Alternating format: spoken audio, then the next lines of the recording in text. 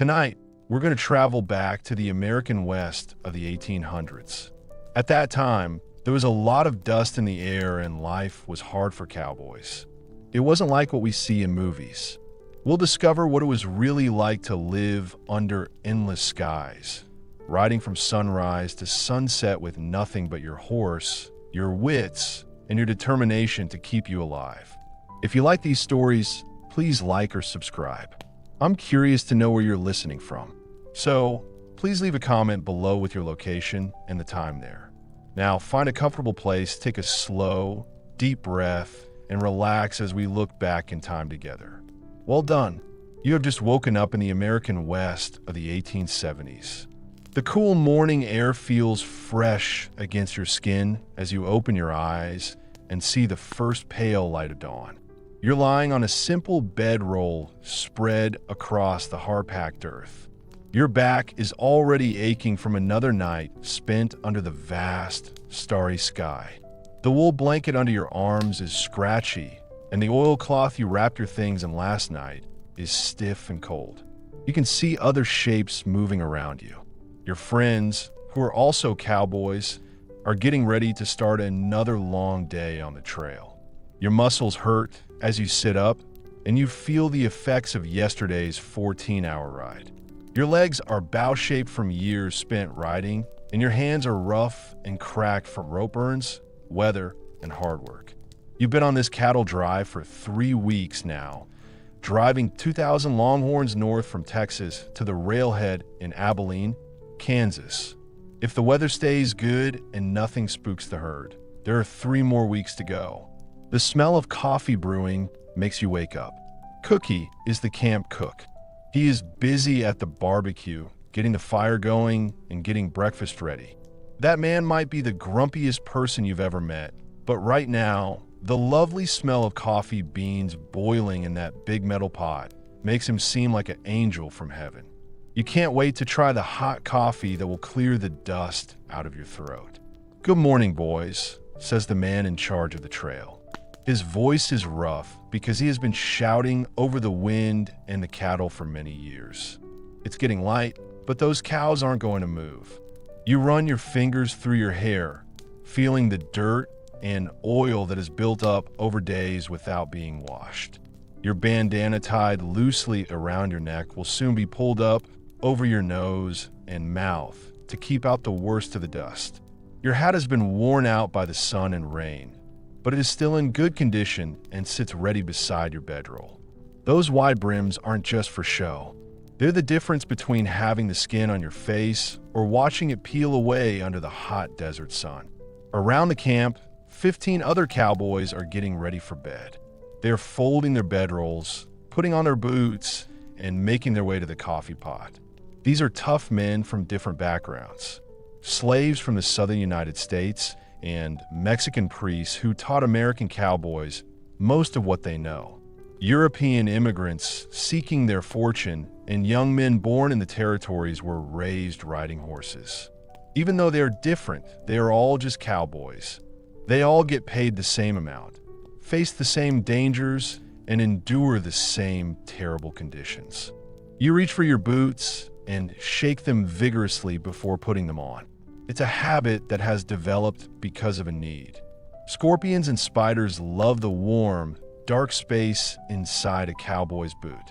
You learn a long time ago that if you shake it quickly, you can avoid being stung or bitten, which would hurt. The tough leather molds to your feet over time. The shoes have narrow toes and high heels, and they are designed especially for riding. Those heels aren't just for show. They help keep your feet secure in the stirrups as you ride. Cookie says that breakfast is ready in 5 minutes. His voice can be heard throughout the camp. "Do you want hot food? You'd better get here before it's gone." No one needs to be told twice. You put your bedroll under your arm and go to the food wagon, where you join the line of men waiting for their breakfast. The chuck wagon itself is an impressive sight. It is a modified army wagon with a large box attached to the back. This box is filled with food supplies, cooking equipment, and even basic medical provisions. Charles Goodnight invented this mobile kitchen just 10 years ago, and it has completely changed life on the trail. Before there were chuck wagons, cowboys had to make do with whatever they could carry in their saddlebags. Cookie puts a metal plate into your hands, filling it with beans and bacon. It's the same meal you had yesterday and the day before, and it will likely be the same tomorrow. But hot food is hot food, and you're grateful for it. You take your plate and tin cup of coffee and find a spot to sit. The ground is still cool under your feet. As you eat, you can see the sky getting lighter in the east. It's going to be another hot day today. You can feel it in the air. The good news is that there are no clouds on the horizon. Rain might sound nice after days of dust and heat, but a storm in the open countryside is every cowboy's worst nightmare. Lightning can spook a herd of animals into a stampede more quickly than anything else. And if you go out on a stampede, you could be in for a long, dangerous ride just to get back in control. Well, you've seen what 2,000 frightened longhorns can do to a man caught in their path. You still feel very worried when you think about what happened to your friend Jackson 2 years ago. His horse stumbled during a night stampede, and Jackson tried to help it. But the horse was hurt, and he was badly hurt too. You've had your daydreaming. Diego, one of the viceroys, speaks. His dark eyes look amused beneath the brim of his hat. The boss says we're moving out in 10 minutes. You finish your coffee quickly, feeling the hot liquid burn pleasantly all the way down to your empty stomach. The beans and bacon have already been eaten. You've learned to eat quickly on the trail. Time is always limited, and a cowboy who takes a long time to eat might end up going hungry. Cookie takes your empty plate with a little shout of thanks. You go back to your bedroll, roll it tight, and tie it with quick, easy movements. Everything you own in the world is in this roll. You have a spare shirt, an extra pair of socks, a small bag of tobacco, your straight razor, and a torn photograph of your mother. $35 in wages is carefully stowed into your boot. This is the payment for over a month of work. It's not much, but it's enough to keep you fed. And with a roof over your head during the winter months when cattle drives stop and ranch work slows, you strap your bedroll behind your saddle and check your horse over carefully. This gelding has been with you for 3 years now, and it has grown steadily, showing good common sense. You run your hands down his legs, looking for any swelling or heat that might show he is hurt. You look around, but don't see anything out of the ordinary. So you check his hooves for small stones and bits of dirt. A lame horse out here could mean death. This is good for the horse and you. The closest town is 4 days ride away, and no cowboy can keep up with a cattle drive on foot. Get on board. The boss of the trail makes his orders heard throughout the camp, and there's a sudden burst of activity as the men finish getting ready and climb onto their horses. The morning air is still cool as you climb onto your horse, feeling the familiar sound of leather beneath you. Your body quickly gets used to the saddle. Years of riding have shaped your muscles and bones to this position. You gently push your horse forward, taking your place in the line. As a mid-level hand, you'll be riding on the outside today, keeping the herd together and chasing down any strays that try to wander off. The point riders are now heading towards the place where the cattle spent the night. As the sun comes up, you can see the huge herd of longhorns, some still lying down, others already standing up and eating the little grass that grows there. Their huge horns catch the sun as it rises, some of them spreading over 6 feet from tip to tip. These aren't the modern, large-scale beef cattle farms. These Texas Longhorns are half wild. They are descendants of Spanish cattle that have adapted to the harsh conditions of the frontier. They're lean, tough, and dangerous when provoked. Then it's time to start getting them moving. Point riders move around the front of the herd, while drag riders encourage those who are still reluctant to rise. You take your position next to the herd, your horse ready to listen to you and respond to your slightest movements. This is where experience is important. You need to know how to move, when to push, and when to hold back. A good cowboy can read cattle like a book, knowing what they will do before they do it. As the herd starts to move, a cloud of dust rises into the air. You pull your bandana up over your nose and mouth, but you know from experience that by the end of the day, you'll still be tasting dust with every bite of food. Your eyes will be red and sore. A thin layer of grit covers your skin, getting into every crease and fold of your body. There's no getting away from it. Dust is as much a part of a cattle drive as the longhorns themselves. The sun gets higher in the sky as the morning goes on, and it gets hotter every hour. By midday, it feels like you're riding through a very hot oven, the air shimmering above the grassy plains. You sweat, and then your shirt soaks up the sweat. But then the hot, dry wind dries your shirt almost immediately. Your lips crack and split, and you feel very thirsty. But the canteen at your side must last until evening, so you take only small sips, just enough to wet your mouth. At about 12 o'clock, you see a stray cow that is leaving the herd. Its thin body runs quickly through a space in the line of cows. You signal to your horse to move by moving your weight and pressure from one leg to the other. The gelding stops, changes direction, and speeds up to catch up with the escaping longhorn. This is what you live for. These moments of perfect communication between rider and horse. The thrill of the chase. The satisfaction of a job well done. You quickly close in on the young horse, your rope already loose in your hand.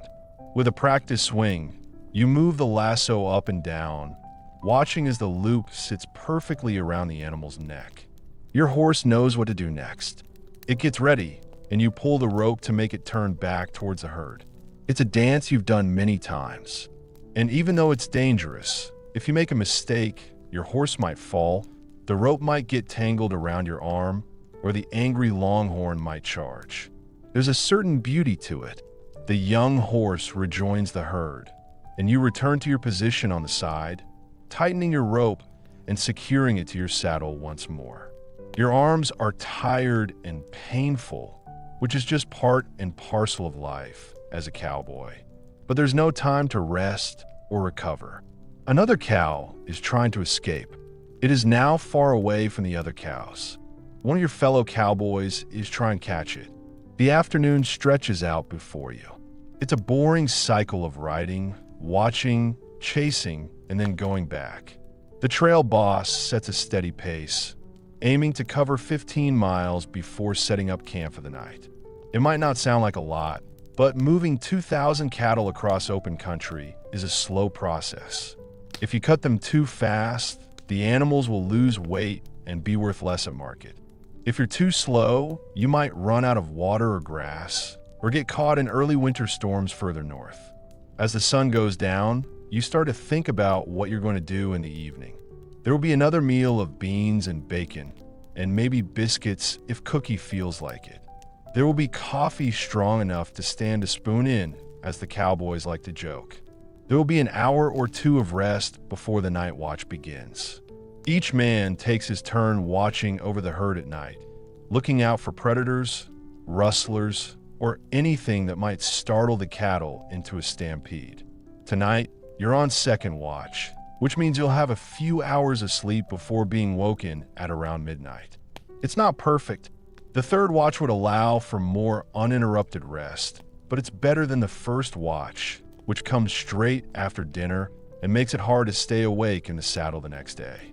The trail boss tells the group to head slightly east toward a small creek that should have water for the night. It's really important to be able to find good bed grounds.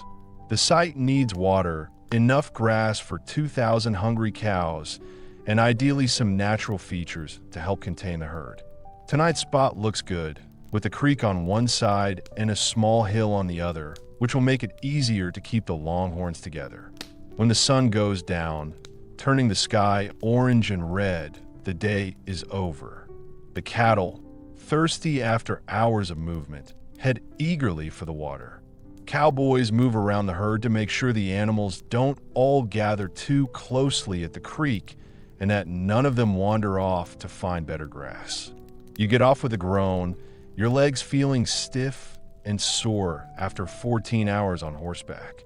The ground feels strange beneath your feet, and you walk with the slightly bent leg that marks a career cowboy. Your horse is your top priority. No matter how tired or hungry you are, your mount, rider, is more important.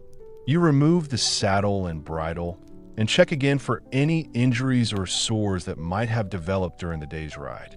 If you can't find any, you can still brush the animal down with grass to remove sweat and dust from its coat. You only think about your own needs when your horse is watered, fed, and secured for the night. The chuck wagon is already set up. Cookie is working his magic with few ingredients. The smell of food attracts the cowboys like moths to a flame. They were tired, but they didn't care because they were excited about the hot meal waiting for them. You join the queue, nodding to your friends. After a long day on the trail, there aren't many words left. Everyone is too tired to talk. With your plate, you find a place to sit down. Your body is grateful to be sinking to the ground. You'll find the beans and bacon taste better than anything you get in a fancy restaurant, simply because you're so hungry. You eat slowly now, enjoying every mouthful, knowing that when the food is gone, it's time to sleep. The other cowboys are doing the same thing as you. Some are already lying on their backs in bed, boots still on, hats pulled over their faces to block the last light of day. When it gets completely dark, the night watchmen get ready to go out. For men, we're working the first shift, moving slowly around the outside of the herd and singing quietly to the cows. A cowboy's singing voice might not win any competitions in town, but out here it's very important. The steady, rhythmic sound helps keep the cattle calm and lets them know where the riders are, so they don't get startled when a horse approaches in the dark. You lie on your bedroll on a flat bit of ground, keeping your clothes on. Only your boots need to be taken off, so leave them next to you so you can put them on again quickly if needed. The night air is cooling down quickly, which is nice after the heat of the day, but it means it might get very cold before morning. You pull your blanket up to use as a pillow and look up at the stars in the sky, which is getting darker. This is the moment when a cowboy thinks that all the hard work is worth it. He is lying under a blanket of stars so bright and numerous that they seem close enough to touch. You can hear the soft sounds of cattle and horses in the background. The huge, empty space of the frontier stretching in all directions. Even though you might feel tired all the time, like you're never full, and there are dangers everywhere, there's a sense of freedom here that you can't find in the big cities in the East. Your eyelids feel heavy with tiredness. Tomorrow will be another day like today. Riding these horses is hard. They're dusty, hot, and you have to be very careful to make sure they're going the right way. But for now, it's time to sleep. You'll be able to rest for a few hours before your watch begins. As you drift off to sleep, you can just hear the distant voice of Cowboy on watch. His song can be heard softly in the night air, like a lullaby for both the animals and the people. Oh, don't bury me on the lonely prairie. These words came low and mournfully. You breathe more deeply and your muscles relax after a busy day. Tomorrow will sort itself out. For now, there's only the blanket of stars above, the solid earth beneath, and the blessed oblivion of sleep. You are woken by a rough hand shaking your shoulder. Luis, one of the Mexican vicars, says to you, your watch. You can barely see his face in the dark, but you can just about make out the gleam of his eyes beneath his hat. Everything is calm at the moment. You blink away the heaviness of sleep. Your body feels uncomfortable as you get up from bed. Every muscle is sore from the day's riding, but there's no time to be lazy. Cowboys don't take the responsibility of being on night watch lightly. The safety of the whole group depends on the people who are watching them. Is there anything I should know about? You ask, your voice still sleepy. Luis shrugs. There are some coyotes yipping up to us, but they are staying away. The cattle are settled. He hands you a tin cup. The coffee is still hot by the fire. You'll need it. It's cold enough to freeze a banker's heart at night. He's right. It has got much colder since sunset, as it always does in the countryside. Your breath makes small clouds in the air as you put on your boots and reach for your coat. It's the same old coat you wear all year. But tonight, you're glad you have it to keep you warm. The fire is burned low, with just a few flames licking up. Cookie sleeps nearby in his own bedroll, ready to rise before anyone else to prepare breakfast. You pour yourself a coffee from the pot, kept warming at the edge of the fire. It's thick and bitter, but the heat of it between your palms is welcome, and the strong brew will help keep you awake during your watch. You drink quickly, then go to where the horses are kept. Your Joe lifts his head as you approach, and he is very attentive. "Just a few hours' work, old boy," you say, running your hand along his neck.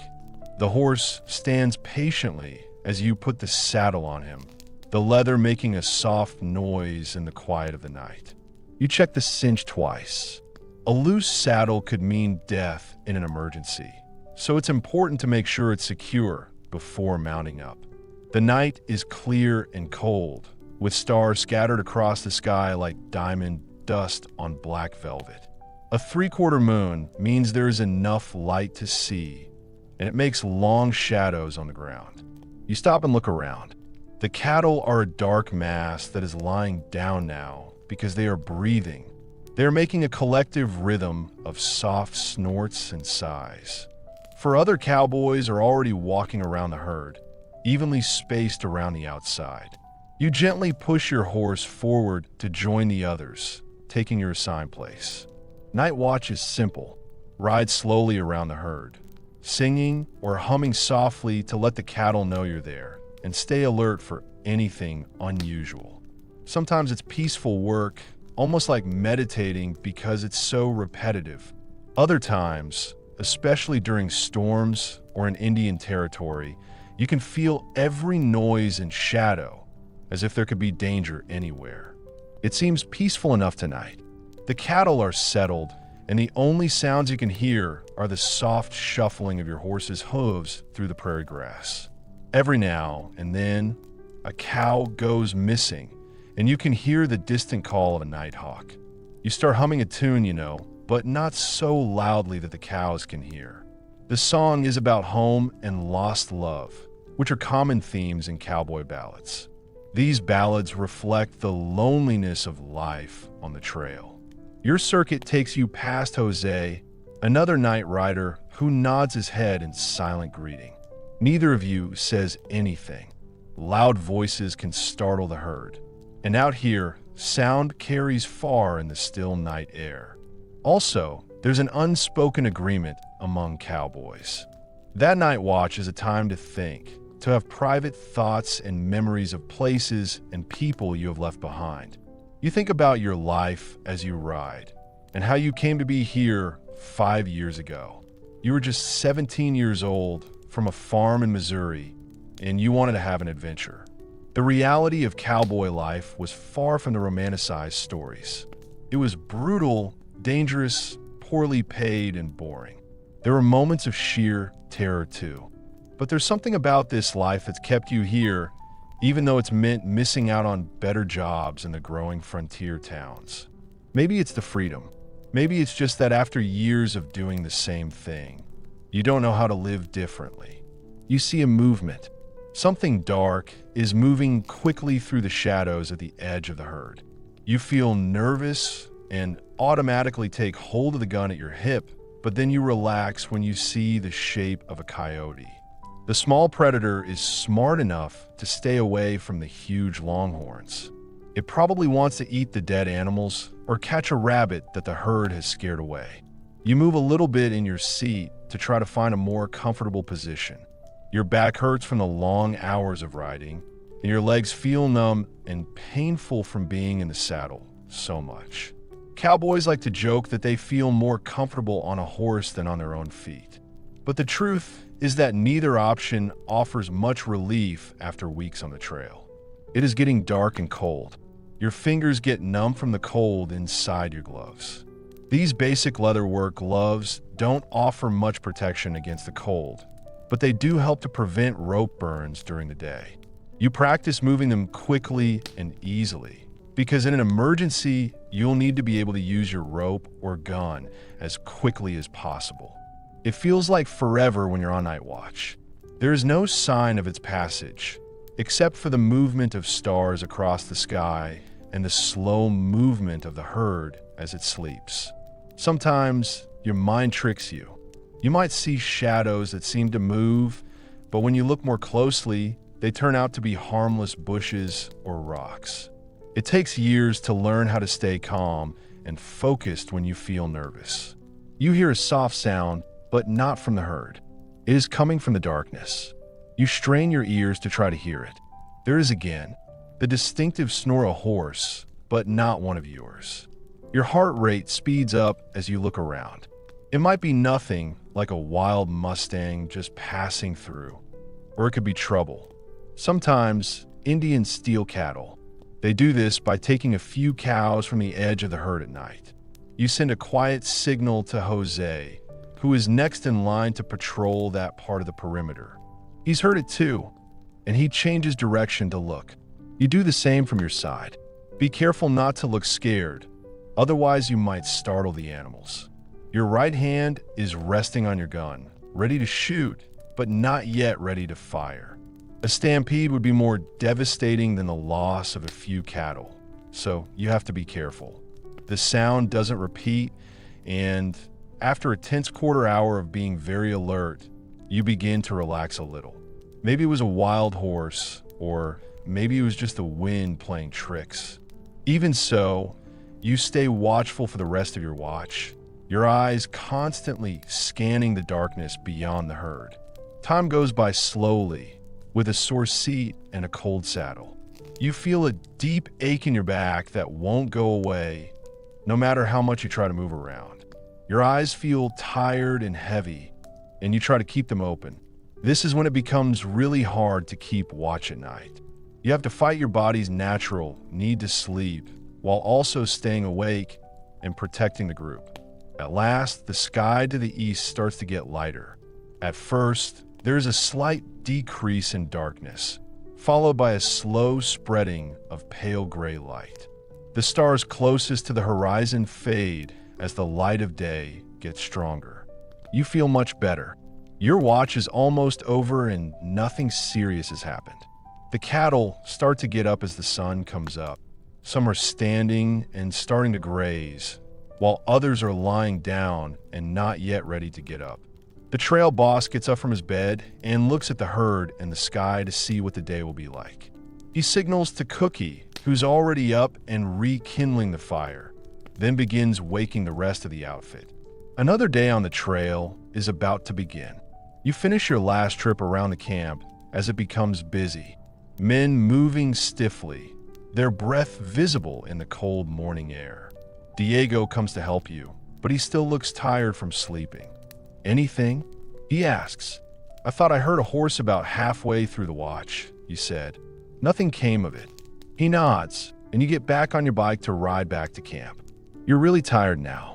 You feel completely exhausted all over, but you're not finished yet. The day's work is about to begin, and night riders are expected to do their part just like everyone else. You'll sleep the next night, unless you're assigned to watch again. You get off your horse near the food wagon.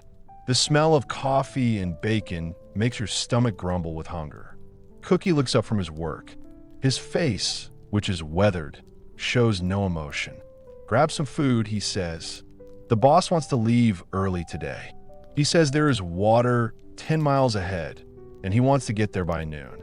The coffee gives you a bit of energy, and the bacon, beans, and biscuits will fill you up so you can get through the morning's work.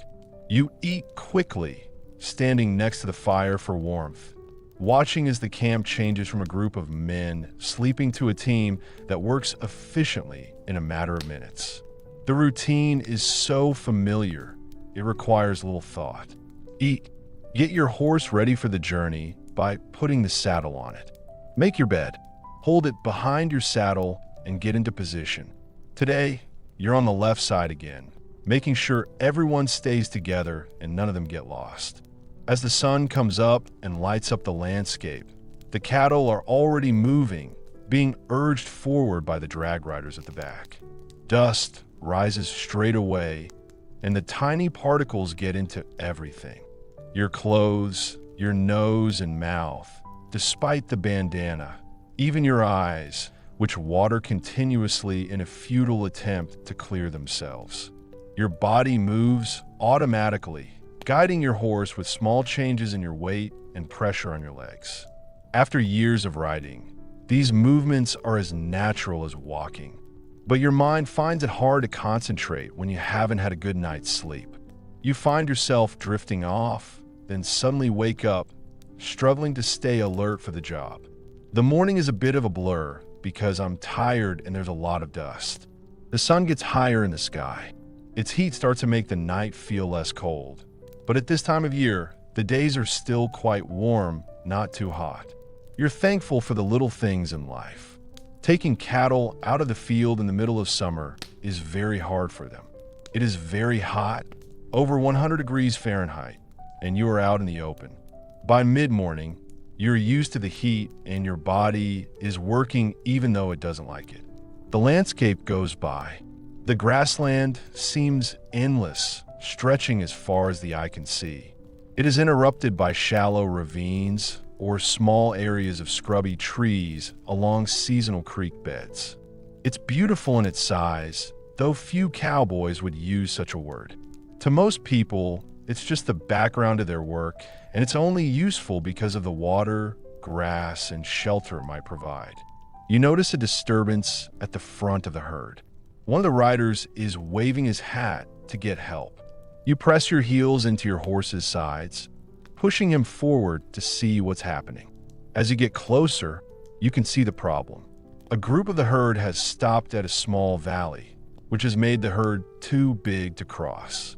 This could split the herd into two. You join several other cowboys working to move the reluctant cattle forward. It's dangerous work. The animals are nervous. Some of them turn around and try to break back through the herd. A longhorn's horns can be over 6 feet long. They are deadly weapons when used by a panicked animal weighing over 1,000 pounds. If you make a mistake, you could be gored or trampled. Your horse knows what it's doing. It darts in to turn a cow back towards the ravine, then quickly runs away before the cow can respond. You use your rope, twirling it overhead to make noise and movement that helps direct the cattle. Slowly, the leaders make their way down the gentle slope of the ravine and up the other side, and the rest of the group start to follow. The crisis is over, so you go back to your position on the flank. Adrenaline helps you to feel less tired. This is what the cowboy life is all about. Long periods of boredom, broken by moments of extreme activity and danger. The trail boss nods his approval as he rides past. It's the closest thing to praise you're likely to receive. By midday, as promised, the drive reaches a small stream. The water isn't very deep, just a shallow ribbon of water that runs through the grassland. But it's enough for the cattle to drink and for the men to refill their containers. The animals crowd towards the water, jostling for position while cowboys work to ensure they don't bunch too tightly and risk injuring themselves or damaging the stream banks. You take the opportunity to splash water on your face, washing away some of the dust from the trail. The cool liquid feels really refreshing against your skin, which is all hot from the sun. You drink deeply, then refill your canteen, making sure the cap is on properly. Water is very important here. We must never waste it or take it for granted. There is no real break for lunch. Cowboys eat while riding their horses. They usually eat jerky or hard tacos that they carry in their pockets. The only proper meals are breakfast and dinner when the food truck is set up. You can chew a piece of jerky while you ride. The meat is tough and salty, and it takes a lot of effort to eat it. It's not very satisfying, but it stops you feeling hungry and gives you something to focus on other than feeling tired. The afternoon stretches out before you, the cattle moving at a steady pace across the rolling grassland. You get really tired again. Your eyelids feel heavy, and your head is nodding even though you're trying not to. This is the dangerous time when tired cowboys make mistakes that can cost lives. You pinch yourself, bite the inside of your cheek, anything to stay alert. The landscape starts to change a little bit as we drive north. The grass is a little thicker here, and there are some cottonwood trees near the streams. You're leaving the dry plains of Texas behind and moving into places that get more rain. It's a nice place for cattle, and if things were different, you might like the views. But nowadays, people only think about the immediate things they need to do to survive. You see a movement to your right. A rabbit suddenly appears as it jumps out from hiding, surprised by the oncoming herd. You quickly put your hand on your gun, ready to shoot without thinking. You catch yourself just before firing. The way you reacted is just your natural instinct, plus you were restless because you hadn't had much sleep. You slowly put the weapon back in its holster. Your heart is beating quickly because you know you almost caused the stampede you were meant to stop. You seem nervous today. The voice belongs to Tom, a cowboy who has been riding in the area. His face shows amusement rather than concern. Being on a night watch can do that to a man. Make sure you always carry your gun, or you might get into trouble. You nod, embarrassed but glad that no one got hurt. Tom's right.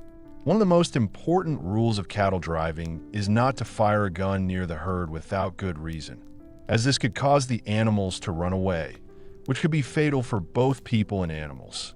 The trail boss would definitely be angry about that. How far do you think it is to Abilene? You ask, hoping that talking will help you stay awake. Tom looks out to the horizon, squinting in the sunlight. We should be ready in 3 weeks, but it could take longer if we run into problems. Trouble could mean anything from flooded rivers to Indian attacks to the terrible Texas fever that sometimes killed the cattle in the north that have been exposed to the healthy-looking longhorns. The rest of the journey makes you feel a bit mixed up. Abilene is the end of the drive. You will get paid for your work, and you can enjoy the luxuries of town. A rail bed, a hot bath, and maybe a visit to a bar for whiskey and a game of cards. But it also means making decisions about what happens next. Finding work for the winter, maybe with another company on the way back south, or trying something else. Some cowboys dream of owning their own small herd one day, but most of them can't because the pay is so low. You're interrupted by a shout from the right. Some of the animals have seen a better place to eat and are starting to move there, which could cause a problem. You use the reins to make your horse go forward, which helps you turn around. I'm grateful for the activity that makes me feel awake. You and 3 other cowboys work together to get the cattle back to the main herd. The sun starts to go down. The light changes from bright to dim as the afternoon becomes the evening. Long shadows stretch across the prairie, and the heat of the day begins to go away. You're really tired now, and you're just doing what you have to do. Each hour feels like 3, and you find yourself repeatedly counting the time until the day's drive will end and you can finally sleep. When the sun is about to set, the trail boss tells the group to start heading towards a good place to spend the night. It's a good spot, a bit of land that's lower in the middle with a small stream along one side. This means the cattle have water and a bit of natural protection. The animals, tired from the day's walk, happily go to the water and the green grass near it. The outfit works efficiently to get the herd ready for the night. The food wagon has already arrived and is ready to use. Cookie is busy preparing the evening meal over a fire. The smell of food, beans again, but with salt pork tonight instead of bacon, and maybe biscuits if you're lucky, makes your stomach grumble with excitement. You help get the cattle in the right place, and then you finally get off. Your legs are almost too weak to support your body as you try to get up, stiff and sore from a day on your horse and your night watch. First, you take care of your horse, just like you always do. You take the saddle and the bit off his mouth, Check for any injuries or sore spots, brush him down, and make sure he has water and grass. It's only then that you make your way to the food truck, taking it one step at a time. "You look like you've been dragged through hell backwards," says Cookie as he hands you a plate. It's not about feeling sorry for them. Cowboys don't show sympathy, they just state the facts. You feel the same, you admit, and you're grateful for the food. You find a place to sit, feeling very tired. The food is simple but hot and filling, just what you need. The other cowboys around you eat with the focused intensity of men who know the value of a meal that isn't just jerky or hard to eat. People don't talk much. Everyone is tired, and tomorrow will be the same. The trail boss approaches as you're finishing your food, stopping beside you. "You're on watch tonight," he says. His tone makes it clear that this isn't a favor, but a practical decision. "Get some sleep. I'll need you to be on your best behavior tomorrow." You nod and smile, feeling very tired. As soon as you have finished eating and put your plate back on the cookie, you get your bedding ready for sleep. It is now dark and getting cold. You don't need to take off all your clothes, just your boots, which you should keep close by in case you need them. You can carry your revolver under your jacket, which you can use as a pillow. The camp is starting to settle down for the night. Men talk quietly. Some men torn clothing or repair equipment by the fire. Others smoke, the sweet smell of tobacco mixing with the wood smoke from the fire. The night watch prepares to go out, checking their equipment and mounting up quietly. You lie back and look up at the stars in the sky. Even though your body hurts and you're extremely tired, there's a sense of calm in this moment. The sky is vast, the earth is solid, and you know you have done your best with the job, even when things are difficult. These things make you feel good. Your eyelids feel heavy, and the voices around you start to fade as you start to fall asleep. Tomorrow will be dusty, dangerous, and boring, with some moments of intense activity. But for now, there's only the welcome oblivion of rest pulling you down into darkness as completely as a stone sinking in deep water. You are full and safe in your camp.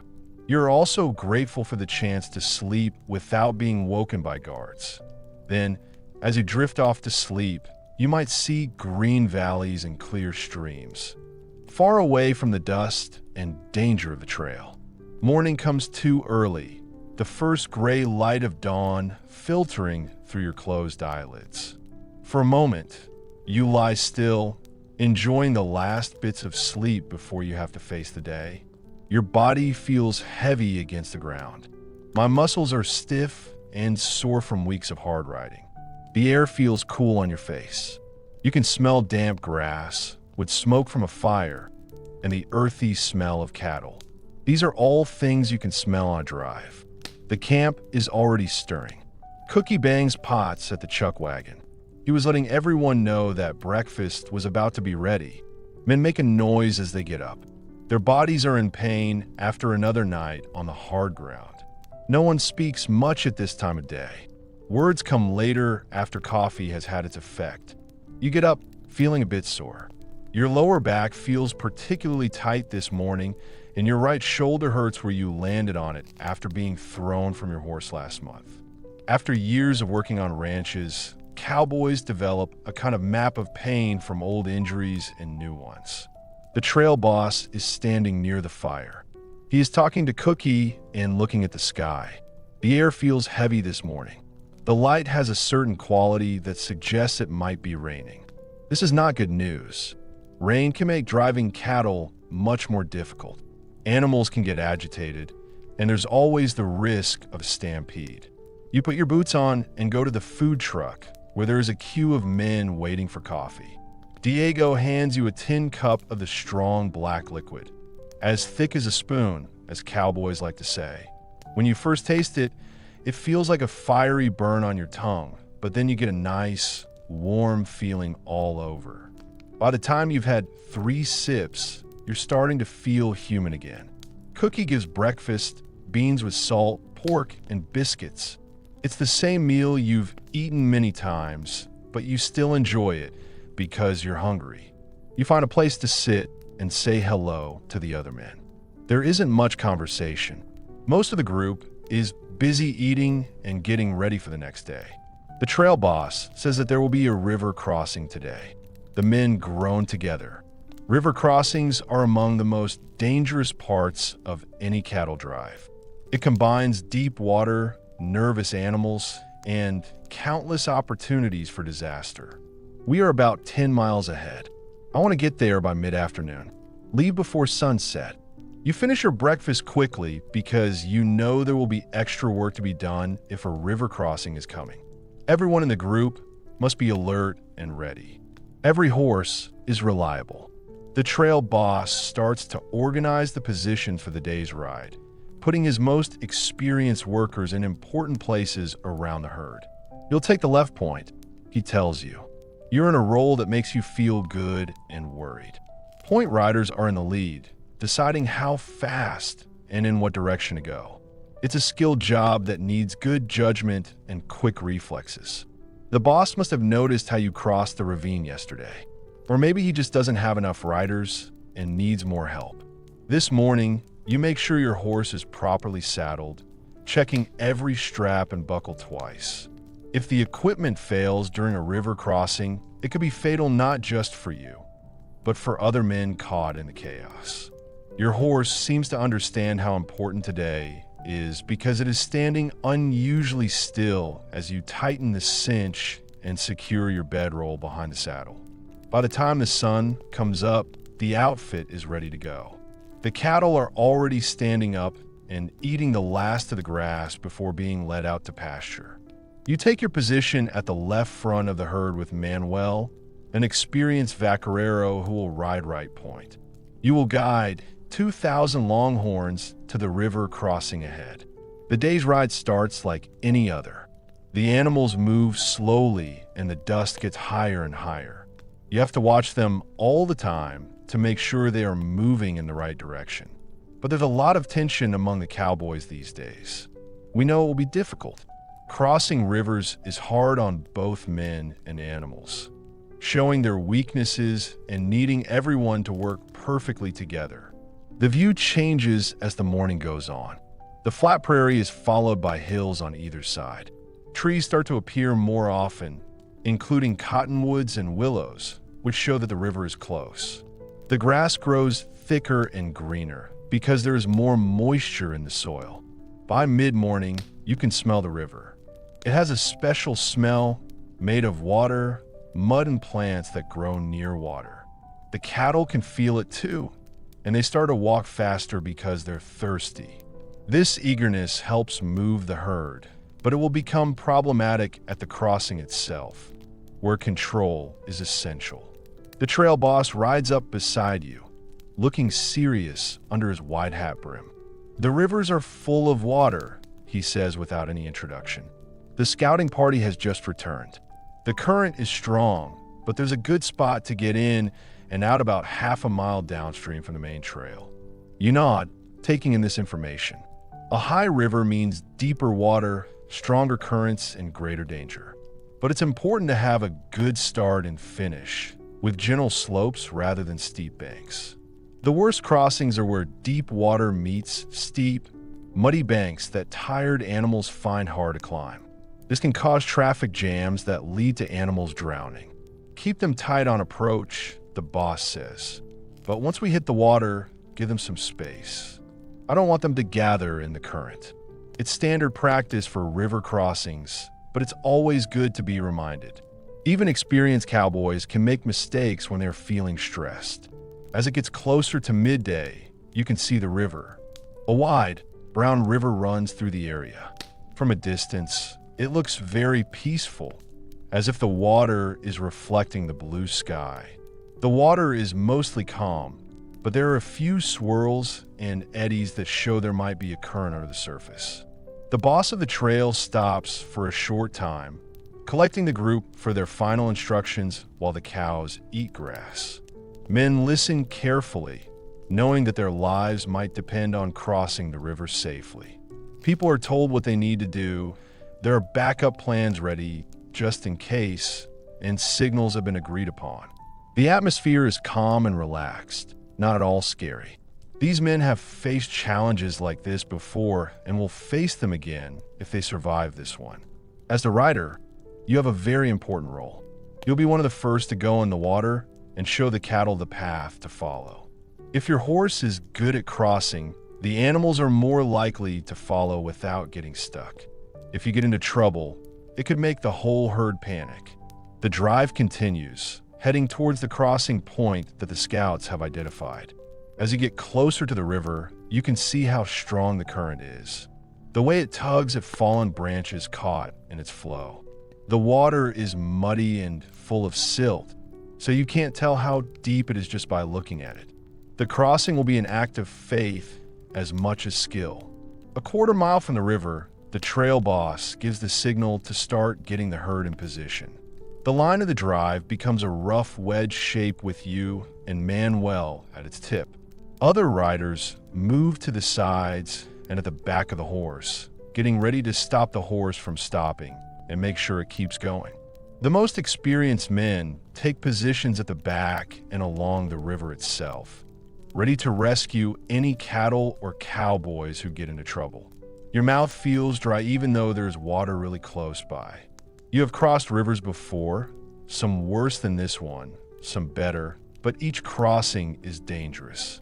You check your equipment one last time, making sure nothing is loose that could get caught in the current. Your lasso is tied up, but you can still get to it easily, so you can use it if you need to. The boss of the trail rides up one last time. He reminds you to keep to a steady pace. Don't rush it. Then he moves back to check on the whole operation. You look at Manuel across the front of the herd. The Viceroy's face looks calm, but his eyes show that he is aware of the danger, just like you are. He nods once, to show that he agrees and that he trusts her. Then he looks back at the job he is doing. The time for preparation is over. You gently push your horse forward, leading the herd towards the river's edge. The ground gets softer the closer you get. The grass is thicker and there are reeds and sedges in it. Water shines ahead. The place where you get in is a bit of a slope made of mud and gravel leading into the current. Your horse stops at the water's edge for a moment. It's a natural instinct that you should trust, but you need to learn to trust it. You gently push him forward with your legs and speak softly to encourage him. Easy now, boy. It's easy. We've done this before. The gelding goes into the river, where the water is moving around his fatlocks and knees as he goes deeper in. The footing is still good, firm rather than muddy, and his confidence grows with each step. Behind you, the lead cattle follow, their huge horned heads held high above the water. The river gets deeper quickly, the bottom dropping away. Soon, your horse is swimming, his strong shoulders pushing against the water as he tries to swim against the current. The water is up to your knees and is cold even through your tough canvas pants. You keep your feet in the stirrups. When a horse falls in the river, it's better to stay on. Your fates are literally tied together. The water pushes against you more strongly than it looked from the shore. You need to keep correcting your course to stay on the right path to get to the exit point on the other side. You can hear splashing and the occasional bellows behind you as the cattle enter the water, but you must not look away from your own crossing. Halfway across, the current gets stronger, driven by an unseen dip in the riverbed. Your horse finds it hard to swim, but it is being carried downstream. You fight the urge to panic, keeping your body relaxed and your weight centered. If you panic now, it could ruin things for both of you. For a moment, it seems the current might win, sweeping you far downstream from the exit point. Then your horse finds new strength, his powerful legs churning through the water. Slowly, stroke by stroke, he starts to catch up. The water starts to get shallow. Your horse's hooves sometimes touch the ground. You feel hopeful as you get closer to the other side of the river. You can see where you're going to get out now. There's a small hill of gravel that leads up to a firm spot on the ground. Your horse can feel it too. He tries harder as he gets closer to his goal. He leaves the main current with a big jump and starts to swim towards the shallows. Water is streaming from his sides as he does this. If you take a few more steps, you will fall over. Your boots and legs were wet, but otherwise fine. You immediately turn to watch the herd, checking how the crossing is going. The scene behind you is very busy and disorganized. There are hundreds of cattle in the water at once, and you can see their huge horns above the surface. It looks a bit like a floating forest. Cowboys ride alongside the animals that are having difficulty, making sure they keep going in the right direction. Sometimes, they go in front of the animals to turn them back towards the exit point. Manuel comes out of the river nearby, his horse breathing heavily from the effort. Like you, he immediately looks at the crossing, ready to go back in if needed.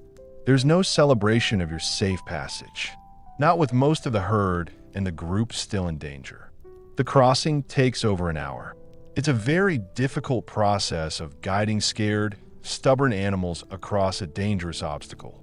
From where you're standing on the bank, you can see how hard it is for both the cows and the cowboys.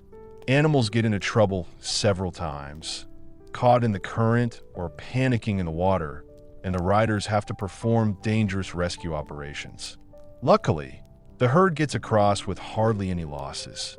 Only 3 cows were swept downstream, even though the outfit tried their best to stop them. 1 cowboy and his horse have a fall into shallow water, but they don't get badly hurt. For river crossings, it's a big success.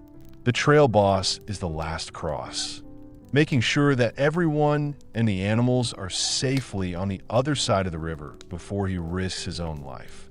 When he finally gets out of the water, the outfit shows that he is starting to feel relaxed. No one says how they feel. Cowboys don't show that they are afraid, even after the event, but you can see it in their slightly looser postures and deeper breaths. There is no time to rest, but the cattle must be moved away from the river and put to bed for the night. They can get stressed at the crossing and are more likely to spook or wander off. Everyone in the group stays alert as they lead the animals to a good place to eat grass, half a mile from the beach. You ride with water squishing in your boots and your clothes sticking to your skin. Even though it's uncomfortable, you feel a quiet satisfaction. The important thing is that you could be trusted, and you did well. In the unspoken hierarchy of the outfit, such things matter. As the sun goes down, the cows finally stop moving and start eating the green grass by the river. The food truck has crossed the river at a shallow spot a few miles upstream, and now the cowboys are waiting for it. The promise of hot food is like a magnet for tired men. Take extra care of your horse tonight, remembering that his strength and courage helped you cross the river safely. Grab a bit more grain and give it a more thorough rub down than usual. You get a small reward for doing something that might have saved your life. You only notice your own comfort when he has taken care of you. You change into your spare shirt and hang your wet clothes near the fire to dry. Dinner is a more substantial meal than usual. Cookie has made a stew with real chunks of beef, beans, and fresh biscuits to soak up the gravy. It's his way of celebrating the day's success without making a big deal out of it. And the men enjoy eating together, especially when they are in danger, because this makes them realize how much they appreciate small things that make them feel good. People are chatting more around the fire tonight. The crossing was a success, which made everyone feel better. Stories flow. Other stories about crossing rivers. Some were just normal, while others were really bad. Cowboys who normally don't talk much share experiences from years on the trail. Each story teaches a lesson in a funny or dramatic way. Sora heard a story about a man called Tom. Tom was a veteran, and he rode alongside you yesterday. He told Sora about a panic in the middle of the river on the Brazos Back in 1967. The water was high today, but the banks were steep and muddy on both sides. We lost nearly 50 head of cattle and 2 good men. He says this without thinking, but he still clearly remembers it. One man got stuck between a steer and a log. I never had a chance. Others share similar stories, not to frighten, but to remind. The trail is dangerous, so you must be careful. If you share your experience, you could save lives. Even the youngest cowboys listen carefully, learning important life lessons that you can't learn from a book. The trail boss joins the circle and accepts a cup of coffee from Cookie. "Good work today," he says simply. It's high praise from a man who doesn't say much, and the outfit is proud of it. Tomorrow we make up for lost time. Dawn start. No one complains. The drive has a schedule to keep. We expect the cattle to arrive at the railhead by a certain date. Contracts to fulfill. Today's success is already in the past. Tomorrow will be tough. Night watch duties are given out carefully because of the unknown territory and the cattle's remaining nervousness after the crossing. You're on third watch from about 2 a.m. to dawn. It was not an easy shift, but it was better than not sleeping at all. When it gets completely dark, you lie down on a flat spot, feeling very tired but still a bit awake from the day's excitement. All around you, other cowboys are getting ready for bed. Some are already snoring softly, while others are quietly talking or smoking one last cigarette before going to sleep. You lie back and look up at the sky, which is full of stars. The same stars shine over Texas, over the homes and families many of these men haven't seen in months. Some people have no home to go back to. The trail is their only constant, the outfit their only family. It's a hard life, offering little reward beyond the basic wage and the quiet satisfaction of work well done. But there's a feeling of freedom that you don't get in many other jobs. You're free to go wherever you like. Your boss isn't watching you all the time. Your worth is based on practical skills and reliability, not on your social status or how much you know. For men who don't fit in with city life or traditional jobs, the trail is a place where they can fit in. People there are accepted as long as they do their share of the work. These thoughts come to mind as you start to fall asleep. Tomorrow will be tough. Another 20 miles if the boss wants. There's more dust, more aches, more moments of danger balanced with hours of boredom. But tonight, after successfully crossing the river and enjoying a delicious meal, you feel very happy. Your eyelids feel heavy, your breathing gets slower. The sound of people talking round the fire mixes with the low noise of cows and the occasional stamp of a horse's hoof. Together, they make a quiet, familiar sound to every cowboy. Sleep comes quickly, and it feels good to be in the dark. It seems like only a few minutes later when you feel someone shaking your shoulder, but your body feels like hours have passed. Your watch makes a quiet sound in the dark. You blink, feeling a bit confused. The camp is now completely silent. The fire has gone out, leaving just enough light to see by. The moon is low in the sky, which means it is almost 2 a.m. It is time for your third watch duty. You stand up quickly, put on your boots, and grab your coat. The night air feels cold, especially because the river is so close. You check your gun by feel, a habit so ingrained you do it without thinking. Then go to where the horses are tied up. Your mount greets you with a soft kiss, which is surprising because it is so early. You put the saddle on him quickly, your fingers working by touch and memory in the dim light.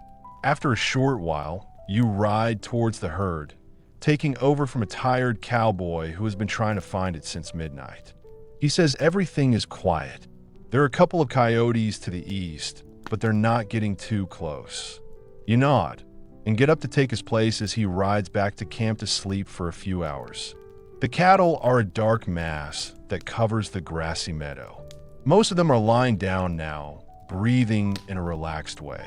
You start your journey by riding slowly around the outside. The night is clear and peaceful, with stars shining brightly in the sky. A light breeze carries the smell of water from the river and the sweet smell of crushed grass beneath the herd. In these moments, the difficulties of the journey seem far away. This is because you feel a strong connection to the land and sky, which most people never experience. You hum quietly to yourself as you ride, a noise that doesn't make any music, is a way of letting the cows know that you are there.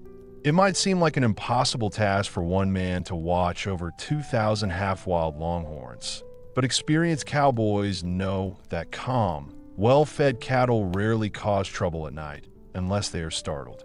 Your presence, moving around them in a predictable way, makes them feel reassured rather than alarmed. Time goes by slowly.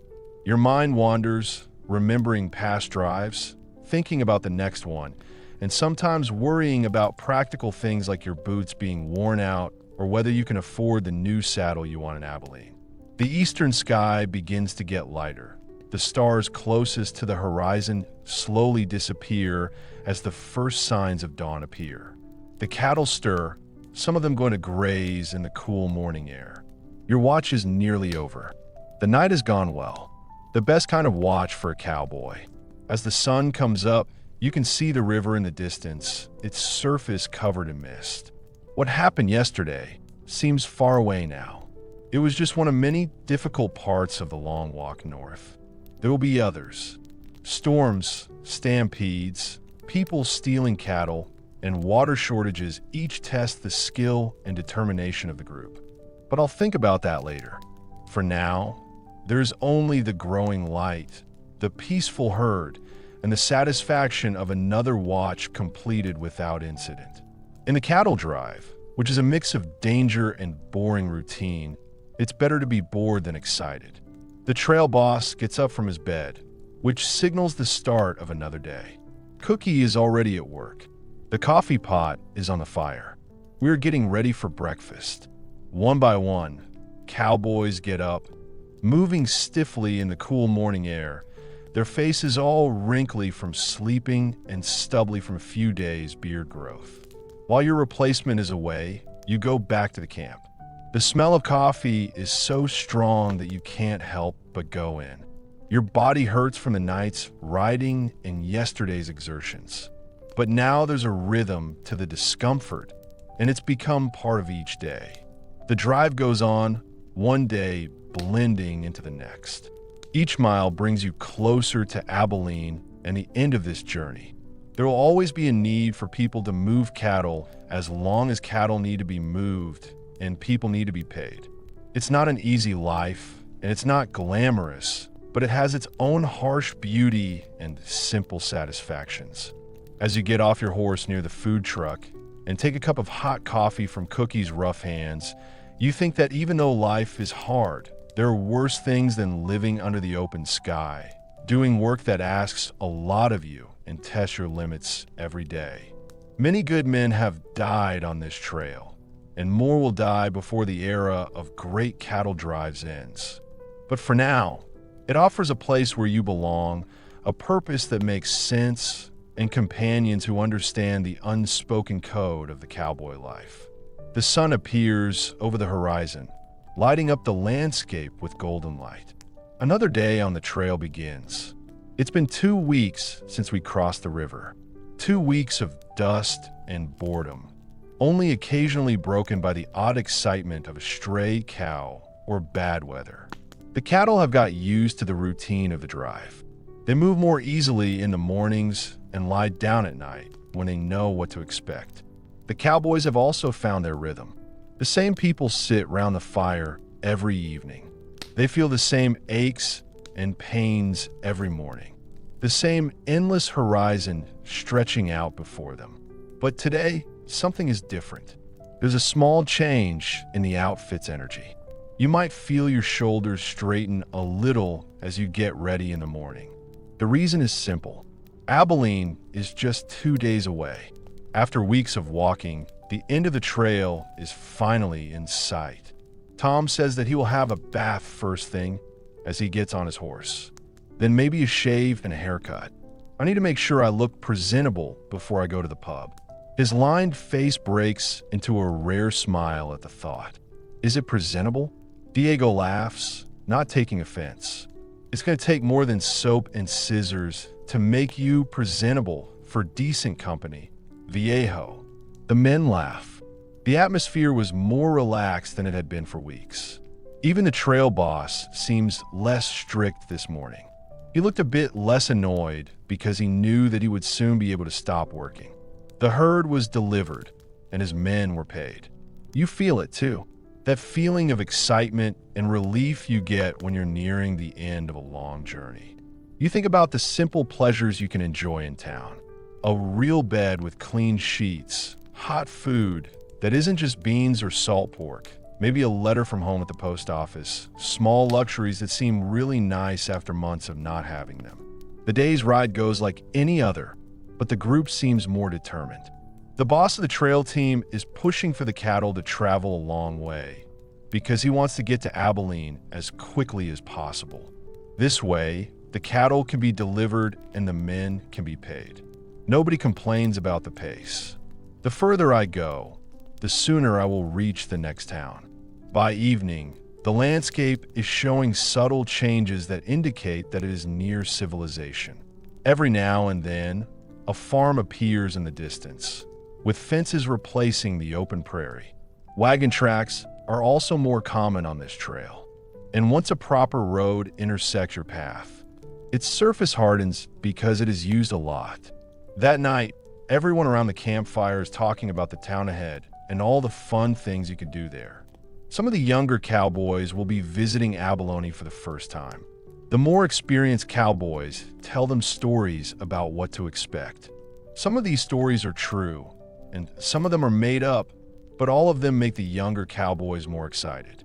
One older person says that the Long Branch Saloon has a bar that is 50 feet long, and girls who are more beautiful than sunrise. If you let them, they'll take all your money. Bulick's Hotel is another one to add to the list. The best steak and potatoes in the western part of Chicago. It was worth every penny. You listen, remembering previous visits and thinking about how much your wages will be. $35 for a month's work seems like a lot until you think about the prices in a busy place at the most busy time of year. A good meal costs $1. A bath, shave, and haircut costs another $1. A new shirt costs $2. A night's stay in a decent hotel costs $1.50.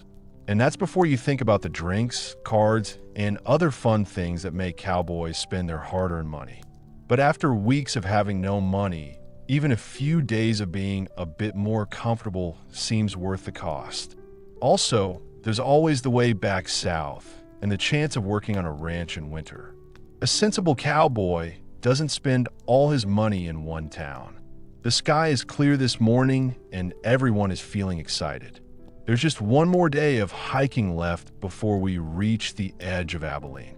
The herd moves well, maybe because they can sense that something is about to change, or maybe because the cowboys are handling them more energetically. By midday, you can see smoke on the horizon.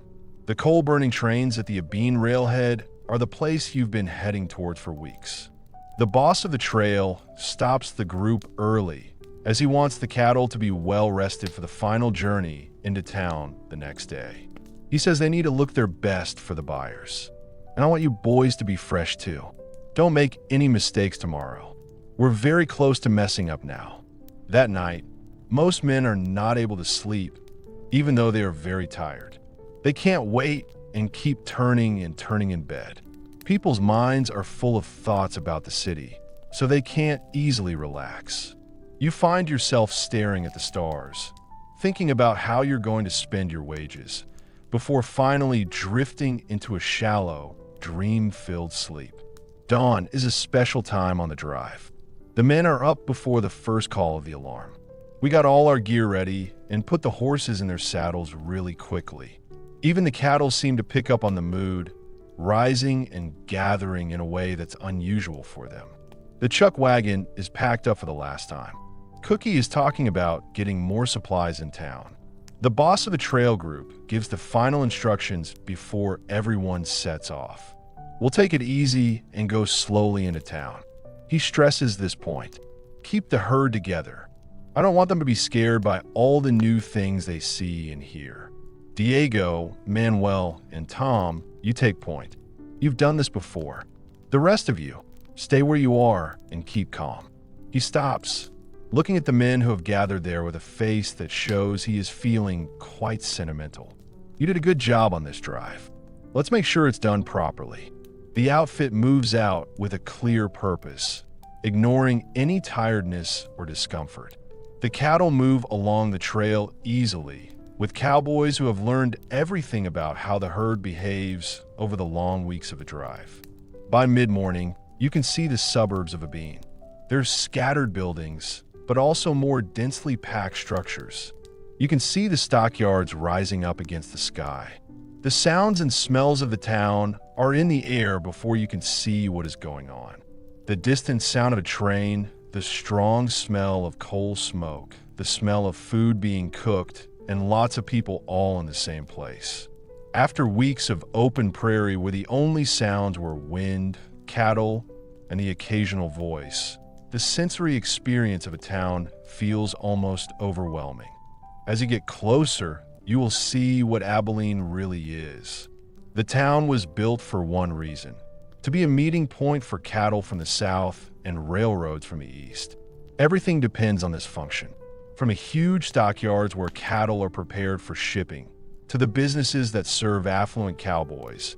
Main Street offers a captivating blend of practical frontier style and attempts at refinement. There are two types of buildings: fancy ones and plain ones. Hotels ranging from basic to relatively luxurious offer accommodation for cattle buyers, cowboys, and other travelers. All kinds of businesses like restaurants, barber shops, and bathhouses are all trying to attract custom and make money. But for now, you need to focus on the herd. The final approach to the stockyards requires all cowboys to concentrate. The cattle get nervous when they see something they don't recognize, so you need to be firm but gentle to stop them from panicking. The noise and activity of the town can be scary for the herd. Wagons go past, steam whistles from the trains, and you see strangers around you. The trail boss rides in front to make sure everything is ready with the stockyard manager, while the rest of the group keeps the cattle moving steadily forward. The group has years of experience in this final phase. They know when to push and when to hold back. They also know how to communicate with subtle signals. These signals coordinate the whole group's movements. At last, you can see the gates of the stockyard. The huge holding pens are ready to receive the herd, and they will eventually be connected to loading chutes that will take the cattle to rail cars destined for markets in the east. It's very different to the open prairie where these same longhorns grazed just a few months ago in Texas. The outfit helps the animals through the gates and into the right pens. Cowboys make sure the cows are in the right place at the right time. They do this by making sure the cows move in the right direction and don't all get too close to the entrance. It's hot and dusty, but the end is in sight, which gives everyone energy. When the last steer is through the gate, everyone feels a sense of achievement. After a lot of hard work, danger, and being very careful, we have finally got 2,000 cattle to where they needed to go. The boss of the trail shakes hands with the manager of the stockyard. All you need to do is exchange paperwork, and the job is done. The cattle will be counted and checked over. Then they will be put onto trains. But you don't need to worry about that anymore. You were responsible for the animals until they entered the stockyard. For the first time in over a month, you have no immediate duties, no herd to watch, and no schedule to keep. The boss of the trail gathers the group one last time outside the stockyard office. "Well done, boys," he says, sounding less rough than usual and showing that he really means it. "Get your horses settled at the livery, then meet at the driver's bank in 2 hours for your pay." It's a common routine for most of the men. The livery stable is a place where people can take care of horses while they go out on trails. Some cowboys sell their horses if they're not planning to ride back south. They use the extra money to stay in town longer or to pay for their travel by train or stagecoach to their next destination. You decide to keep Gelling. He has proven his worth on many occasions, and good horses are valuable. The livery stable is busy with other recently arrived horses, but you find a stall and make sure your horse is well looked after. The horse's coat is healthy. It has access to clean water, and it has been groomed thoroughly to remove dust. You only think about your own needs when you're happy with the arrangements he's made. The difference between the open trail and the small spaces of town is surprising. Buildings block the view in every direction, making me feel enclosed after weeks of being able to see forever. The streets are full of people, wagons and horses, and the noise is very loud. The different smells, some nice and some not, compete for your attention after the fairly clean smell of the prairie and cattle. Your first priority is to think about what you need to do. Make sure you book a room for your stay. The better hotels fill up quickly during cattle season, but you can find space at a simple place called the Westerner. The room is small but clean and has a proper bed, not just a straw mattress on the floor. After sleeping on the ground for weeks, it feels amazing. Next, it's time for a bath, which every cowboy looks forward to. The town's bathhouse does a steady business during the cattle season, providing hot water, soap, and privacy for men who haven't properly washed in weeks. You pay 25 cents and enjoy the hot tub, which feels great after all the dirt and mud from your hike. The hot water makes sore muscles feel better. It feels so good that you forget how it feels to be sore. You go to the barber shop next door. The barber quickly looks at your unkempt hair and beard and starts working. He has seen many cowboys in the same state. Half an hour later, you come out looking much better, with a smooth face and your hair neatly trimmed under your recently dusted hat. A new shirt from the mercantile will make you look like a cowboy who's been to town. The cotton feels strange against skin used as sweaty clothes, but feels nice and fresh. By the time you get to the doors, most of the outfit has already assembled, and it looks very different after the same changes. Men who have been living in dust and sweat for weeks now look clean-shaven and smartly dressed.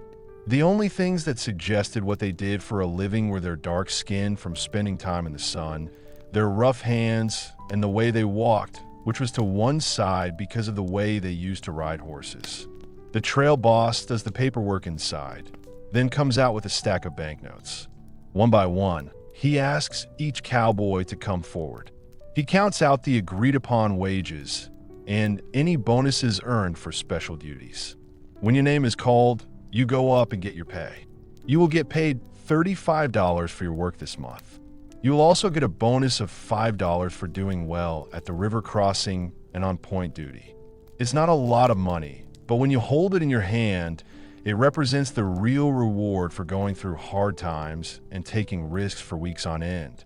With money in your pocket and no responsibilities, the town feels like a place full of possibilities. The group quickly disperses, with each man doing what he wants.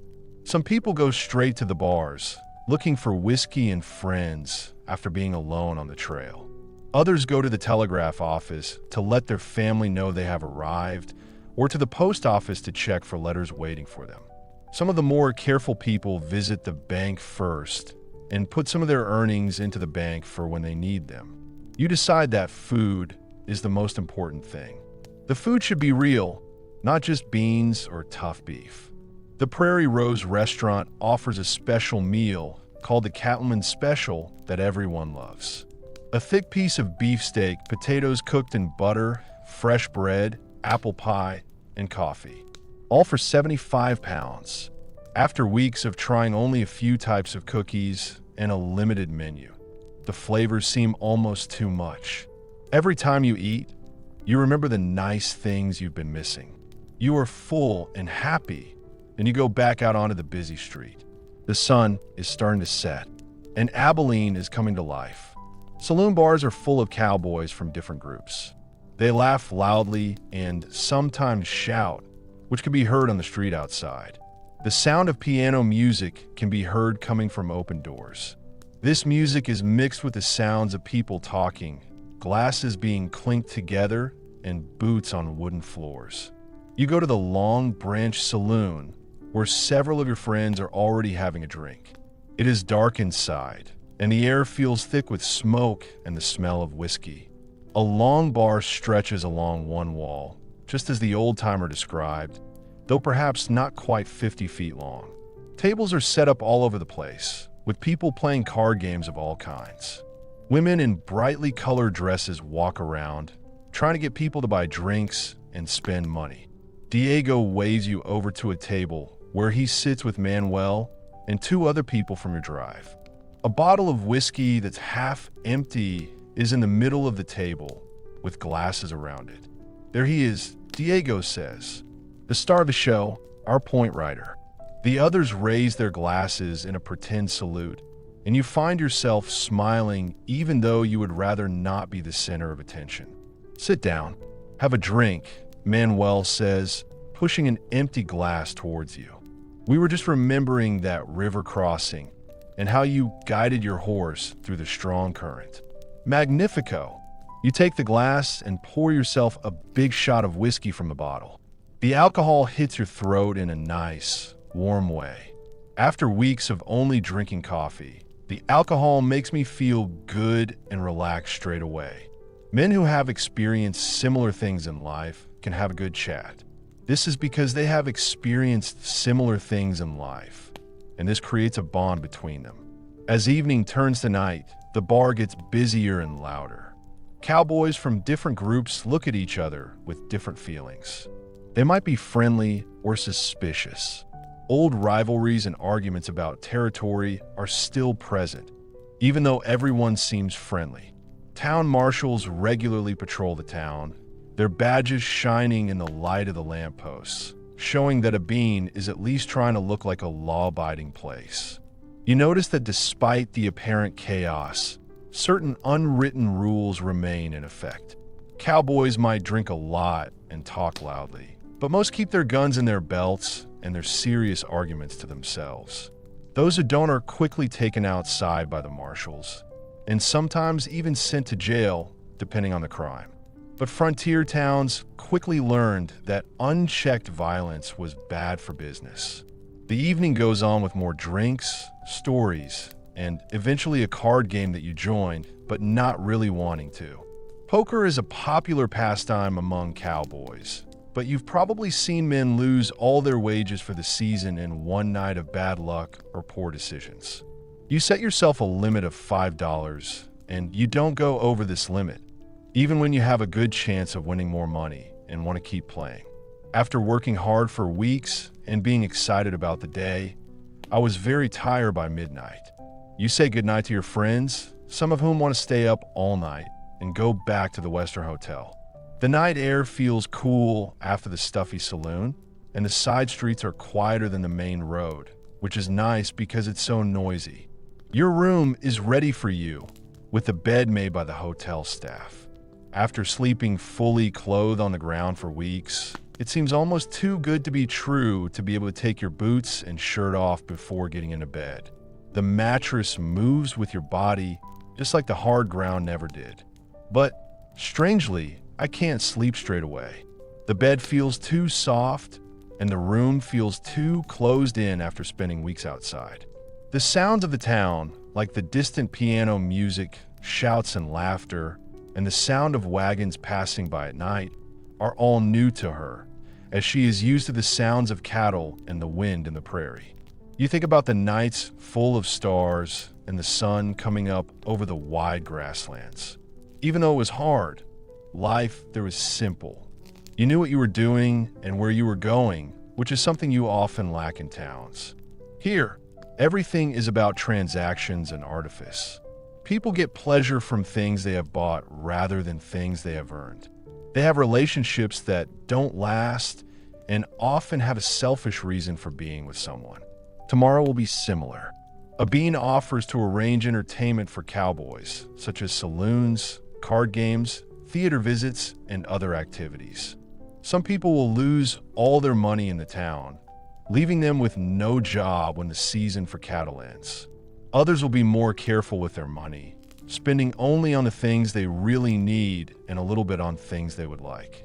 Your plans are still up in the air. You can sign up for the same job or different one for the return journey south. You can also work in the winter at one of the ranches.